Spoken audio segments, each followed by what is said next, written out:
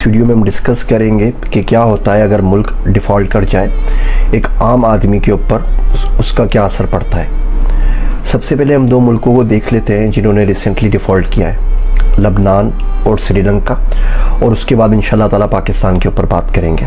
Pakistan same trajectory के ऊपर चल रहा है, IMF का लोन मिलता है या नहीं मिलता, दोनों सूरत में डिफ़ॉल्ट हमारे लिए बहुत ज़्यादा करीब आ चुका है। हमारे गर्दिशी कर्ज़े डेट इतना ज़्यादा है कि अगर $1 बिलियन IMF से मिल भी गया तो इस बात को हम 3-4-6 हफ्तों के लिए और खींच लेंगे।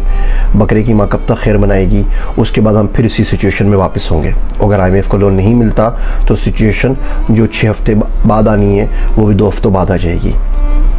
लबनान के अंदर डिफ़ॉल्ट हुआ तो लबनान ने भी बहुत सारा डेट ले लिया, वो इंटरेस्ट की पेमेंट्स उसके ऊपर टाइम के ऊपर नहीं कर सका और डिफ़ॉल्ट हो गया। बेरूत का एक्सप्लोजन हुआ, गवर्नमेंट रिज़ाइन करके घर चली गई। जो लबनीज़ पाउंड $1 में 1500 आते थे वो 15,000-17,000 तक पहुंच गया। एक दिन बिजली गई और उसके बाद 7 दिन तक बिजली नहीं आई। गवर्नमेंट ने बोल दिया आप लोग जो कर सकते हैं आप कर लीजिए, हमारे में इतनी हिम्मत नहीं है कि हम आपको कुछ मंगवा के दे सकें, तेल मंगवा के दे सकें, कुछ दे सकें।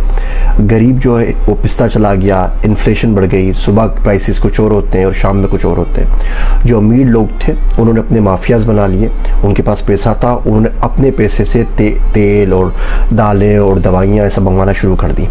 जब वो खुद मंगवा रहे हैं और गवर्नमेंट का उसमें कोई अमल दखल नहीं है तो वो जिस रेट के ऊपर जाके बेचे, अमीर से अमीर तर होता चला जा रहा है और गरीब का जीना मुहाल है। ये तो सूरत हाल है लबनान की। अच्छा, लबनान की पॉपुलेशन खाली कोई 5.5 मिलियन की है, 50-55 लाख लोगों की बात कर रहे हैं, उसके बावजूद इतनी बदतरीन सूरत हाल है। लोगों के पास लग्जरीज गाड़ियाँ हैं लेकिन उसके कुछ लाने के लिए उसमें पेट्रोल नहीं है, पेट्रोल अवेलेबल ही नहीं, तो लेंगे कहाँ से। और गरीब आदमी पिस रहा है, अमीर आदमी बाहर जाता है, बाहर से अपने चार्टर प्लेन में जाके जो कुछ करना है वो करके आ जाता है। गरीब आदमी किधर जाएगा। श्रीलंका के अंदर सेम हाल श्रीलंका में हुआ। पॉपुलर गवर्नमेंट थी, गवर्नमेंट ने आवाम को खुश करना शुरू कर दिया। जिस तरह एक बाप हो और वो ज़्यादा पैसे ना कमा रहा हो, कोई छोटी सी कुरियानी की दुकान हो, कोई छोटी सी जॉब हो, लेकिन बच्चों की हर ख्वाहिश पूरी कर रहा हो, लोगों से कर्जा ले लेके उन्हें कभी वो बाहर खिलाने के लिए ले आता हो, कभी मुल्क से बाहर सैर के लिए ले आता हो, बेहतरीन से बेहतरीन इलाज करवा रहा हो, अच्छे से अच्छे स्कूल कॉलेज में भेज रहा हो, एक से एक गाड़ियाँ इस्तेमाल कर रहा हो, तो ये कोई सस्टेनेबल तो नहीं ना मामला। कब तक चलेगा। एक ना एक दिन आएगा कि दोस्त, अहबाब, रिश्तेदार, गवर्नमेंट, बैंक उसको लोन देना बंद कर देंगे। उसके बाद क्या करेगा। Excuse me. बिल्कुल इसी तरीके से श्रीलंका में हुआ कि पॉपुलर गवर्नमेंट ने लोगों को मराहत देना शुरू कर दी, टैक्सेस के ऊपर मराहत दे दी, हेल्थ के ऊपर दे दी, एजुकेशन के ऊपर दे दी।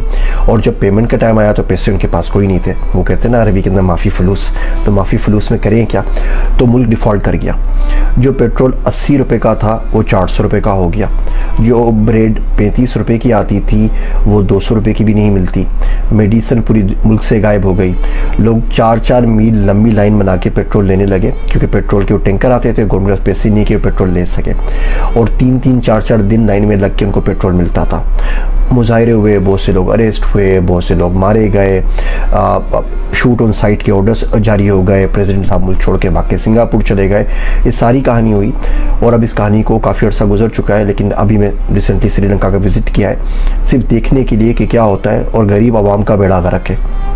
लोग रिलीजन से बहुत करीब हो गए, कुछ और समझाई दे नहीं रहा, जॉब्स लोगों की चली गई हैं, बिजनेस बंद हो गए, तो सबके सब कोई आपको गिरजाघर, कोई टेंपल, कोई ऐसी जगह नहीं मिलती, मंदिर जो खचाखच भरा हुआ ना हो, और उन लोगों की चांदी हो गई है। उधर बदे थोड़ा बहुत चंदा जो भी बंदा दे सकता है वो वहाँ पे दिए जा रहे हैं और वो आराम से लोग दुआएं कर रहे हैं, उनको ये बढ़ा रहे हैं कि जी आपने जो गलत हरकतें की थी, जो गुनाह थे आपके, उसके चक्कर में आप इधर भुगते हैं और गवर्नमेंट पॉलिटिशियंस को कोई कुछ नहीं कह रहा, लोग अपने आप को ही कोस रहे हैं, या पूरा मुल्क बैठ के इंटरनेट के ऊपर वीडियो स्टूडियोज़ देख रहा है और कुछ नहीं कर रहा।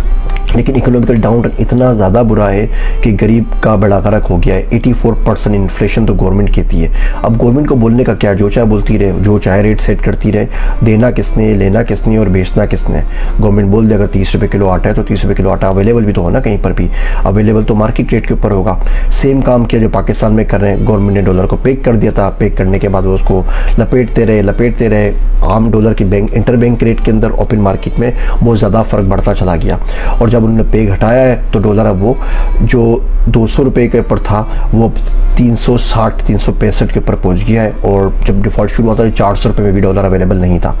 इसके बावजूद अभी तक, इसको काफ़ी महीने गुजर चुके हैं, अभी तक आप भले यहाँ पे करोड़ोंपति हों, अरबोंपति हों, आप $300 से ज़्यादा वीक के, हफ्ते के $300 से ज़्यादा अपने बैंक अकाउंट से नहीं निकाल सकते। अब ये दो सिचुएशंस हमारे सामने हैं और अगले तकरीबन कहते हैं 10 साल लगेंगे इकोनॉमिक्स को, इनकी इकोनॉमी को बेहतर होने के अंदर, लबनान की और श्रीलंका की इस डिफ़ॉल्ट की सिचुएशन से, इस नहुसत से बाहर आने के लिए। अब पाकिस्तान में देखें, मसला ये कि श्रीलंका में तो सिर्फ 22 मिलियन लोग हैं ना, तो 2.25 करोड़ लोग हो गए और 5.5 मिलियन लोग लबनान के अंदर है, 50-55 लाख। हमारे पास तो 230 मिलियन लोग हैं, 23 करोड़ लोग हैं, 10 गुना ज़्यादा हैं श्रीलंका से। हम लोग क्या करेंगे अगर खुदा न खास्ता पाकिस्तान डिफ़ॉल्ट हो जाता है, और जैसा कि नज़र आ रहा है कि हो जाएगा, तो हमारे पास भी फाइनेंशियल इमरजेंसी लग जाएगी, हमारे पास भी शायद शूट ऑन साइट के ऑर्डर्स रिलीज़ हो जाए। आपका पैसा बैंक में पड़ा होगा, आप निकाल नहीं सकेंगे। गवर्नमेंट कोई ना कोई फार्मूला दे देगी, मिसाल के तौर पे कि एक आम आदमी 30,000 रुपये निकाल सकेगा हफ्ते के बैंक से। अगर आप बिज़नेस हैं तो आपको 2 लाख रुपये निकाल लेंगे। अब आप खुद सोचें कि आप बिज़नेस चला रहे हैं, आपके पास 50 एम्प्लॉइज़ हैं और आप पे रिस्ट्रिक्शन है कि आप 2 लाख रुपये से ज़्यादा पैसा बैंक से नहीं निकाल सकते। पैसा आपका 1 करोड़ रुपये पड़े हुए हैं, लेकिन आप अपनी अकाउंट से अपने स्टाफ को देने के लिए 2 लाख रुपये नहीं निकाल सकते, तो आप क्या करेंगे? आपको बच्चे की तबीयत ख़राब है, आपको फूड लेना है, फूड प्राइसेस ज़ाहिर बात है 100% इन्फ्लेशन इंक्रीज़ कर जाएगी।